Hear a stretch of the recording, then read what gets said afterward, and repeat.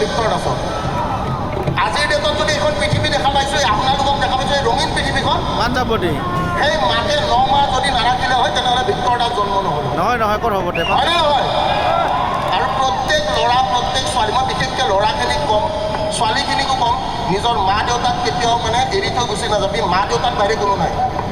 জীৱনৰ শেষ মুহূৰ্তলৈকে যদি কোনোবা দেখোঁ মা আৰু দেউতাই দেখোঁ বেলেগ কোনো নাথাকে। চা মই এতিয়া বুঢ়া হৈছোঁ, দাঢ়ি পকিছে, দেখা পাইছোঁতো, মাটো লগত থাকে মোৰ এতিয়ালৈকে।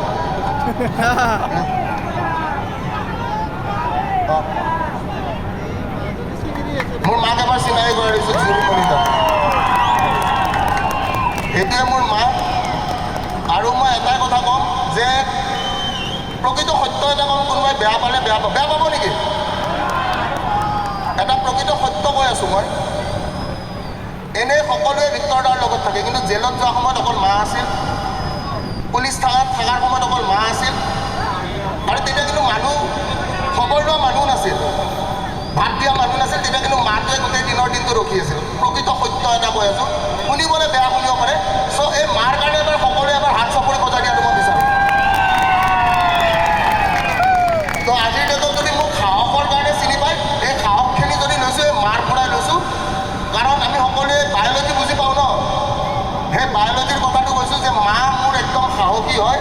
আৰু মায়ে মোক সদায় এটা কথা কয়, মানুহৰ ভাল কৰি যা, ৰাইজে এনেকৈ আঁকোৱালি ল'ব যেনেকৈ আজি আঁকোৱালি লৈছে। ঠিক আছে, ধন্যবাদ।